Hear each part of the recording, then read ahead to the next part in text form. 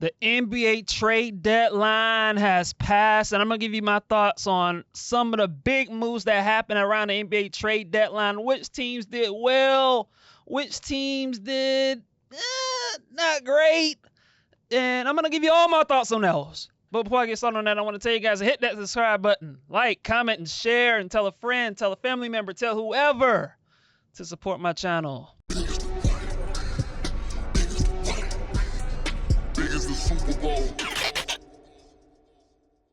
And the NBA trade deadline is over, and there were some very interesting, exciting, intriguing moves that happened at the deadline. And I'm going to give you my thoughts on some of those transactions that happened, man. And there were some surprises, for sure. And the one trade that happened around the trade deadline that I want to talk about is the Clippers and Cavs trade, with the Clippers trading James Harden to the Cavaliers for Darius Garland. And my thoughts on that trade is I like it for the Clippers, especially for the Clippers.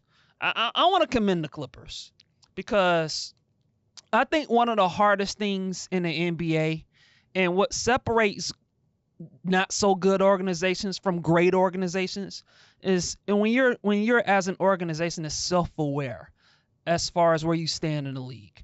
And I think for the Clippers, I commend them for them recognizing that, you know what, man, we're not a contender. Even though we started the season very slow, sits at 20 with a 6-21 record, and even though we got hot, we won games, we recovered from that slow start, we ended up winning 18 out of our next 20. I want to say they won 18 out of their next 24 games. I believe that was. They were playing really well for the past month and a half. For them to recognize that, you know what, even though we were winning all these games, we're playing hot basketball, we know that we're not good enough to beat OKC, San Antonio, Denver, Minnesota, Houston. We're not good enough to beat these top teams with what we have. And so, you know what? We're gonna tear it down, and we're gonna retool our team, and we're gonna get young assets. And that's what they did. And for them to trade James Harden to the Cavaliers and get back a player like Darius Garland, I think it's a home run move for the Clippers. I really do. And it's not to say that Darius Garland is a perfect player. You know, he's a 6'1" point guard. He's had some durability issues. He's been dealing with this toe thing for, it seems like, for the last 8-9 months, I want to say. And so I think a couple of years ago, he had a fracture on his jaw that he was dealing with. So he's been dealing with some injury issues. But we all know that when he's healthy, Darius Garland is one of the top 10 point guards in the league. And this is a guy that last season was averaging 21 points and 7 assists on nearly 50% shooting and nearly 40% from three. So this is a guy that was producing at a high efficient rate. And the Clippers was able to get him for James Harden, who's 36 years old. And so you're getting a guy in Darius Garland who's 10 years younger. And I think that's huge for your long-term future if you want to build a sustainable long-term product. And so I like it for the Clippers. I really do. If you're trading James Harden, who's 36 years old, I don't think you were going to get a better return than a guy like Darius Garland. And so I love it for the Clippers. And for the Cavs, I'm going to be honest. I'm a little iffy on this for the Cavs. Look, I get it with Darius Garland. He's been injured. And he's been dealing with this toe thing, and you're kind of frustrated with the injuries that he's been dealing with. And you know, for the Cavs, like, this season was kind of been a make it or break it year for them. This was the year for them to go to make a run and go to the finals. And you want to move on from Darius Garland because you're unsure about his health. You're unsure as far as whether or not he can fit with Donovan Mitchell defensively because you're a small backcourt. Like, I get it, but I guess for me with the Cavs is, if you're going to trade Darius Garland, why not do it during the summer? If you traded Darius Garland during the summer when he was playing well, you probably could have gotten, I don't know, 3 first-round picks for him, possibly. You know, and instead, you're trading him for 36-year-old James Harden. And you're trading for James Harden who, look, he's really good still. and you can make a case that James Harden is a better player even at his age than Darius Garland. I get it. But we all know about his postseason history. We all know about his postseason resume. It's kind of been not good. Like, he's a guy that has not stepped up in the biggest moments in the playoffs. And the Cavaliers are going to be banking and betting their playoff hopes on James Harden. And I think that's a dangerous boat to ride in, personally. And I don't want to knock James Harden too much because he's still a really good player. And I think on paper, I think it's a nice fit with Donovan Mitchell. You know, James Harden's a 6'5" guard. Donovan Mitchell 6'2", 6'3" guard. And you got Jared Allen, you got Evan Mobley, you got Tyson. I think that's his name, Jalen Tyson, the guy that's at small forward. You were able to get Keon Ellis from the Kings. Dennis Schroeder's there. Dean Wade, Sam Merrill. Like, the Cavs still got a quality, very good team. But James Harden, man, we've seen this story before with James Harden leading the way. And I think it's a dangerous predicament for the Cavs to be in, man. And look, they should be better. If I'm ranking the Eastern Conference teams, I would still have the Cavs. I would have the Cavs in my top 3. But, man, we'll see what's gonna happen we'll see what happens with the Cavs, man. But I don't know. We'll see. I think the Cavs are taking a little bit of a risk on this one, because if it don't work out, just mean they're gonna have to make a lot more harder decisions moving forward. And that might start with Donovan Mitchell, you know. So, but hey, I mean, we'll see what happens with that one. Another trade that I want to get into is also dealing with the Clippers. I want to talk about this other trade that they made, trading Ivica Zubac to the Indiana Pacers for Benedict Mathurin, Jarris Walker, and they got 2 first-round picks. And the picks that the Clippers end up getting, they got a top 4 protected pick. I guess it's top 4 and 10, and is also protected between 10 and 30. So essentially, top 4 protected pick. The Clippers get that pick if the Pacers pick falls between 5 to 9, and that pick goes to the Clippers. So the Clippers get that pick, and if that pick doesn't convey, then they get, you know, an unprotected pick in 2031, and they also have an unprotected pick in 2029. And so the Clippers essentially get 2 really good picks. And so, and you also got Benedict Mathurin, and you traded Ivica Zubac. And this is kind of what I was referring to with the Clippers earlier, is like, I commend them from being self-aware about their situation. Like I said, man, the Clippers, they understand that they're not a championship contender. They understand. They've understand that for the last few years. We've tried to build these teams, and it just hasn't worked out. Some years, mostly Kawhi Leonard's been injured, you know, and you got Paul George, and, you know, that hasn't worked out. And then you get James Harden, and then last season you had a team that was healthy enough, and you lose in the first round. And so I think the Clippers just looked at their situation and just said, hey, look, man, we're not good enough. We're not good enough. We need to start over. And I commend the Clippers for doing that, man. I really do. And so I like this. I like what the Clippers have done. I think the Clippers have been one of my big offseason, my big trade deadline winners. I love an organization that is self-aware about their standing in the league. And it's clear to me with the Clippers that they understand where they stand where they are as a franchise. And I commend them for it. And for the Pacers, they address the much needed need at center. You get Ivica Zubac, and look, the Pacers have had a brutal year. You know, Tyrese Halliburton's been injured. Obviously, he's out. He was out. You know, when he injured his Achilles last year. You know, they've also had other injuries.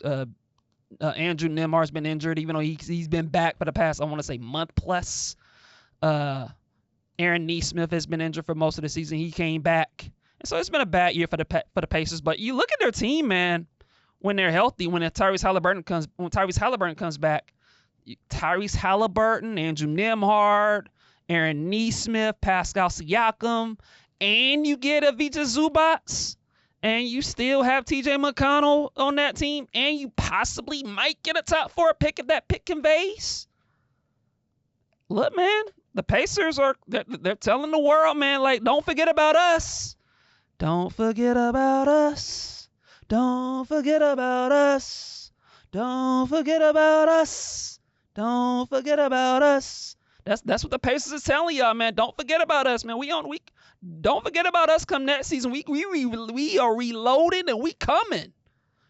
That's what the Pacers are telling the league, man. And I think this, I think getting Zubac is a big get for them, man. He addresses their center hole. I think he fits well with Tyrese Halliburton. You'll see him catch lobs. He can be a factor in the paint. He can protect the rim. And so I like it for the Pacers. And look, it's a little risky, with the Pacers, because look, man, even though they have that top 4 protected pick, right? But at the end of the day, man, who knows what's going to happen in 3 years, in 2029 and in 2031? Anything's possible in the NBA, and so there's a world where like things don't go your way and that pick ends up being a high pick in 3 years, and also in 2031, in the event that you end up getting your top 4 pick, and so. It's an interesting trade, but I think for the Pacers, I like it for them. I like this trade for them. Even if I do think there's some risk involved with those later picks, in 2029 and possibly in 2031. Look, man, you can also look at it like this if you're the Pacers. You get Tyrese Halliburton healthy, Andrew Nembhard's there, Aaron Nesmith is there, Pascal Siakam and Zubac is there, and you get a top 4 pick. Like, what happens if that pick is A.J. DeBanza or Daryl Peterson? I mean, oh, Lord have mercy. You add one of them 2 dudes with Zubac and Halliburton and Siakam? I mean, good Lord, watch out Eastern Conference if that happens. Or if they get Caleb Wilson or Cam Boozer, right? And so I can understand where the Pacers are going with this. And I think the reason they made it top 4 protected is kind of telling from the standpoint. I think they look at this draft after the top 4, and if you notice the draft boards when you look at the mocks, and when it comes to this draft, it's filled with guards. It's a lot of quality point guards and combo guards in this draft, right? And you look at the Pacers, and there's one thing that they don't really need on their roster is guards. With Tyrese Halliburton and Andrew Nembhard, you're kind of set at that guard spot. And so I get it for the Pacers. Like, I think this is a good trade for both teams. And so that's my thoughts on that trade. Another trade that I want to talk about. This trade was a shock to me. The Washington Wizards acquiring Anthony Davis. The Mavs trading Anthony Davis to the Wizards for, I want to say, was it Chris Middleton, Marvin Bagley, AJ Johnson, just a bunch of random guys, and they got 2 first-round picks. And I think the picks the picks that the Wizards sent the Mavs was like a 2030 pick from the Warriors, which is top 20 protected, and they gave the Mavs OKC's first-round pick. And so that was the trade, and the Wizards got Anthony Davis, which is very interesting. It's a very interesting trade. For the Mavs, it's self-explanatory. They want to move on from the Anthony Davis era. And look, man, let's just call it what it is for the Mavs. Trading Luka Doncic for Anthony Davis and a pick, it's the worst trade in NBA history. It was an awful trade. Awful trade. Trading Luka Doncic for Anthony Davis a year later is the worst trade in NBA history. It was a horrible trade. Anthony Davis is injured. He barely played for your team, and then a year later, you move off of him, and all you have left is the 2029 Lakers pick. That's all you got. And so for the Mavs, it's just bad. It was a bad. Trading Luka for AD has turned out to be a awful decision. But at the end of the day, if you're the Mavs, you lucked up in the Cooper Flag, and Cooper Flag. And as of today, as I'm recording this, will be my rookie of the year. As with all due respect to Con Knibble, Anthony Davis. I'm not Anthony Davis. Cooper Flag's been balling, and so if you're the Mavs, you want to build your team around him. You're gonna have another high pick this season, likely top 10 pick. So you have a chance to add another real prospect next to Cooper Flagg. And so it's the Cooper Flagg show in Dallas. But for the Wizards, interesting deal for them. Very interesting. And so now you look at the Wizards. You didn't, and I think for the Wizards, here's the thing to consider with the Wizards. They didn't give up anything of value. Specifically, they didn't give up this year's pick that they own in 2026, which could be a top 5 pick. And so you add Anthony Davis to your team, and yeah, he's injury-ish. He has injury problems. But if you're the Wizards, I'm looking at it from this standpoint, like, why not? Like, why not? You know, you add Anthony Davis. You also have Trae Young. And like I said it when the Hawks traded Trae Young. I looked at Trae Young's situation with the Wizards, and I'm like, there's some upside here. There's potential here. And I think for Trae, man, I'm very when I looked at this Anthony Davis move, my immediate reaction was I'm so happy for Trae Young. Because now I look at Trae with the Wizards with Anthony Davis, and I'm like, there's upside. There's hope that we can compete next year. And you look at the Wizards, and it's like Trae Young, Anthony Davis. You got a young, exciting player in Alex Sarr. You have Trey Johnson. You have Keyshawn George. And you have a possible likely top 5, 6 pick to add to your disposal. And you look at that, and you're like, oh, now there's a little vision, right? Now, obviously, look, there's a world where Anthony Davis isn't healthy, and it could all fall apart, you know. And so there's that downside risk as well. But I think if you're the Wizards, man, I like them just taking a jump at it. You know, it's hard being bad forever. And I think the thing to remember for the Wizards, and I'm gonna get to the Utah Jazz because I think they're in a similar boat in this as well. I'm gonna get to the Jazz and that trade in a moment, but I think the thing to consider is you look at the draft in 2027 and 2028, the next 2 drafts after the 2026 draft are considered to be weak drafts. You know, they're not strong drafts. So I think you're going to see these teams like the Wizards and the Jazz is try to push things forward and try to compete. And I like it. I do, man. And I think for the Wizards, like Anthony Davis, Trae Young, Trey Johnson, Keyshawn George, Alex Sarr, Balil Coulibaly, and then you add in a top 5 pick, top 5, 6 pick with that mix. It could get interesting in Chocolate City. I'm just saying. And also, when I look at this for the Wizards with them getting Anthony Davis, it's similar to what you saw with the Houston Rockets. You know, when they had a young team and they pushed things forward and they added Fred VanVleet and Dylan Brooks, and they started to compete and they were competitive, you know. And so you look at the Hawks, you know, when they were rebuilding, you know, and they decided to push things forward. I want to say 5, 6 years ago when they traded for Clint Capella and Bogdan Bogdanovic and Gallinari to add with, you know, Trae Young, John Collins, DeAndre Hunter, Kevin Huerter, Cam Reddish. It's similar to what the Wizards are doing with them adding Trae Young and Anthony Davis. It's similar. You're adding 2, you know, in the case of Anthony Davis, an old vet, and in the case of Trae Young, a young vet. And you're adding those 2 with their young team. And I think the Wizards, man, they have a chance to be really interested next season with this move. And I think if I'm a Wizards fan, I'm excited. I'm really excited with what with their vision of the team. Like, I can see it. Like, you look at the team that they have with Anthony Davis, you know, like they have a roster that kind of fits around Trae Young. Like Trae Young, if you want to build with Trae Young, you need defense and rim protection. They have Anthony Davis and Alex Sarr, 2 good rim protectors with size and length. I like what the Wizards are doing, man. I do. I like what they're doing. I think they could be interesting next season. And again, like the Wizards, another team that kind of pushed things forward, the Utah Jazz.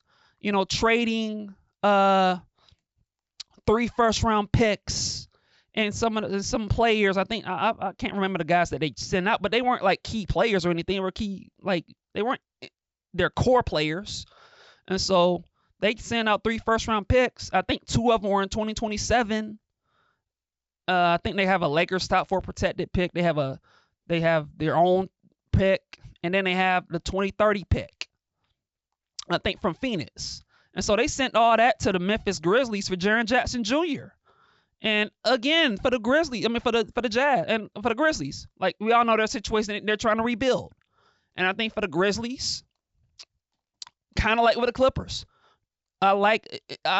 you got to respect the fact that the Grizzlies are self-aware as a franchise.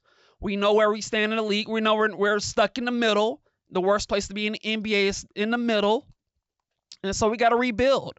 Ja Morant, I'm a little surprised he didn't get traded, but I think he's going to get traded at some point soon during the summer.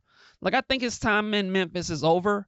And so we know the deal with Memphis. They're going to rebuild. And I think it's the right decision for them. But for the Jazz, look, man, shout out to the Utah Jazz, for, like, again, they're one of these teams like the Wizards. They've been rebuilding for the past 3-4 years since they traded Donovan Mitchell and Rudy Gobert. And, you look at their team and it's like, you got Lauri Markkanen, who's been an all-star caliber player. You got Walker Kessler. He's out for the year, but he's one of the best rim protecting bigs in the league when he's healthy. They drafted Ace Bailey, Georgia boy, who's been pretty solid as a rookie, right? And you got Keontae George, who's been unbelievable for the Jazz, one of the best young guards in the league, probably should be most improved player. And I think a guy like Keontae George is key in all this, because if the Utah Jazz did not have him, if he didn't break out the way that he's broken out this year, this Jaren Jackson trade doesn't happen. It doesn't happen without Keontae George having the season that he's having. And so you look at the Utah Jazz, and you have Keontae George, you have Ace Bailey, you have Lauri Markkanen, you have Walker Kessler, and then you add Jaren Jackson to the mix. And by the way, most importantly, like with Washington, you kept your 2026 pick, which means you have a chance to add another young piece, ideally a guard, because you look at that roster. I think the one thing that's kind of missing with the Utah Jazz is another guard. You want to see a guard. You want to pair a guard opposite Keontae George and Ace Bailey. I think that'll make a lot of sense for the Jazz, because they could use a little more playmaking and perimeter shooting. But you look at that team on paper, with Keontae George, Ace Bailey, Lauri Markkanen, Jaren Jackson, Walker Kessler, and you add another top pick to that, that's pretty exciting.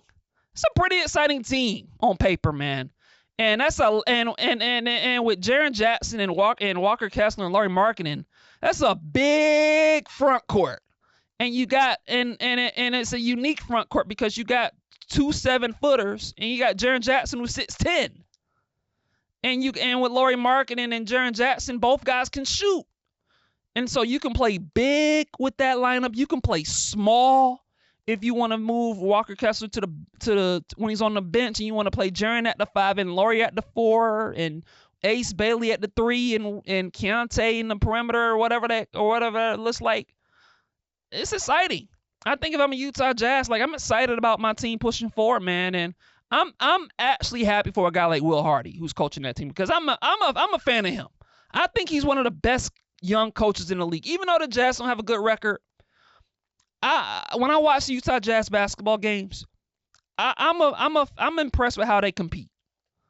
And I think Will Hardy's done a good job, and I think he deserves to coach a team that can compete in the Western Conference. So I'm actually happy for him. And so I think that's a good trade for the Utah Jazz. I like the Utah Jazz pushing for getting Jaren Jackson Jr. Kind of like with the Wizards pushing for getting Anthony Davis and Trae Young.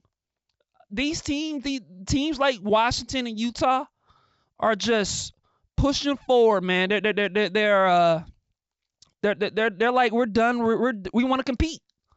We got enough players and young talent. We want to compete.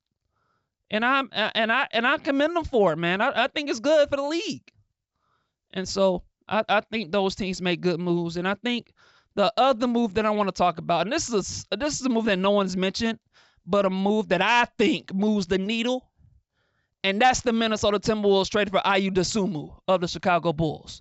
I love that move for Minnesota because the one thing they needed was a guard opposite Anthony Edwards.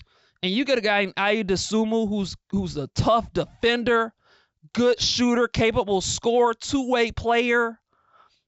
Getting him next to Anthony Edwards and Jaden McDaniels and Julius Randle and Rudy Gobert, and then you have Naz Reid off the bench. You have Dante DiVincenzo.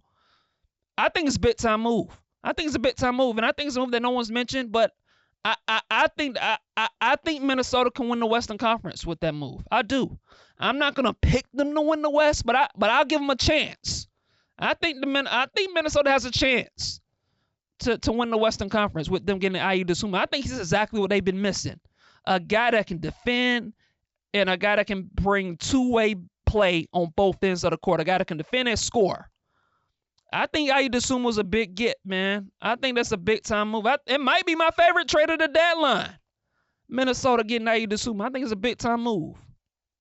And so I love that move for Minnesota. I think he's going to help their team. And, you know, those are the moves that I think that stood out to me at the deadline.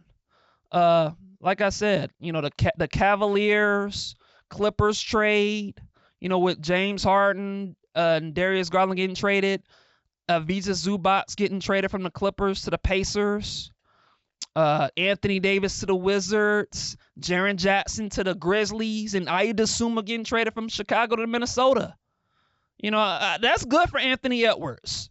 That's a good move for Anthony. That was a good move for the Minnesota Timberwolves. I'm actually glad that the Minnesota Timberwolves didn't get Giannis. And that's not to say that it won't happen. You know, because who knows how their season will end and things can change. But I think for Minnesota, I think this was a great trade for them. And I think I truly believe they have a chance in the Western Conference, getting Ayu Dosunmu.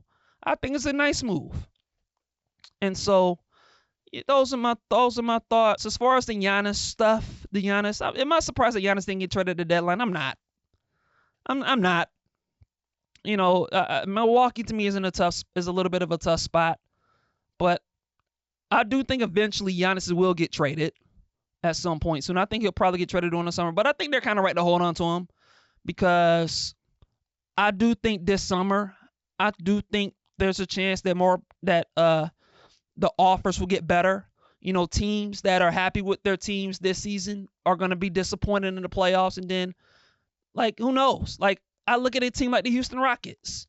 What happens if the Houston Rockets lose in the first round? You know, if they lose in the first round, would they be open to trading an Alfred Şengün or Amen Thompson for Giannis? Maybe.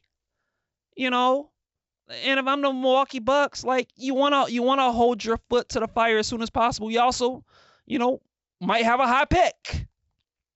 You know what happens if the Milwaukee Bucks end up with a top? Now they're not gonna get the number one pick because, look, man, that's it. For those of you that don't know, the Atlanta Hawks own the better of the Bucks and Pelicans pick. So the highest pick goes to the Hawks. The Hawks get the best of that pick. And so they won't get the number one pick. But what if they get the second pick and the Hawks get the first pick? Or what if the Bucks get the fourth or fifth pick? You know, that could change things. And so I think if that could be another asset that they can add if they want to keep Giannis. Or if you end up moving Giannis, you have a young asset that you can build around. You know, and so I'm not surprised that the Bucks held on to Giannis. I think it makes some sense. You know, wait and see if the offers improve. You know, depending on how the season goes with some of these teams that are in the playoff hunt. You know, the reports were the teams that were interested in Giannis were the Timberwolves, the Heat, and the Warriors. You know, and like, you know, and I guess the Knicks, even though I don't think the Knicks have much anything to offer to get Giannis. And so you would imagine that there will be a couple of new teams that are into the forefront. And, you know, if it doesn't happen, then then it'll be tough. And you might have to settle for one of these teams offering whatever they're going to offer for Giannis. And so I think for the Bucks, it's the right decision for them to hold on for Giannis for the time being. But look, man, at the end of the day, if I'm the Milwaukee Bucks, forget about the playoffs because it's not happening with this team. You're not going to make a deep playoff run. If I'm the Milwaukee Bucks, you need to be tanking. You need to be entering the tank race. We need to be losing games as much as possible. Don't bring Giannis back. I know there's all this talk about Giannis wanting to come back. If I'm the Milwaukee Bucks, no. You don't bring Giannis back. Let him rest that calf. You don't want to risk re-injuring it even more. And so, if I'm the Bucks, sit Giannis and tank. And we'll see what the Bucks do moving forward. But look, man, that's all I have for the trade deadline stuff, man. It was a lot of interesting moves, a lot of good trades, fun trades, weird trades, teams getting better, some teams getting worse and going in the opposite direction. It was a fun trade deadline.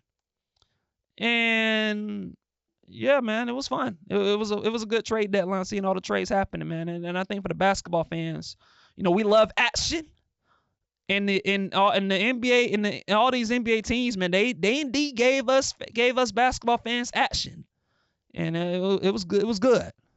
But look, man, that's my thoughts about as far as what happened in the NBA trade deadline. That's my thoughts on everything that transpired. And look, man, we'll see what the NBA season does, man. We'll see how these teams look moving forward, man. If these teams can improve and get better, and as we enter the stretch run here. And that's all I have. And I'll catch you guys in the next episode. Talk soon. Peace.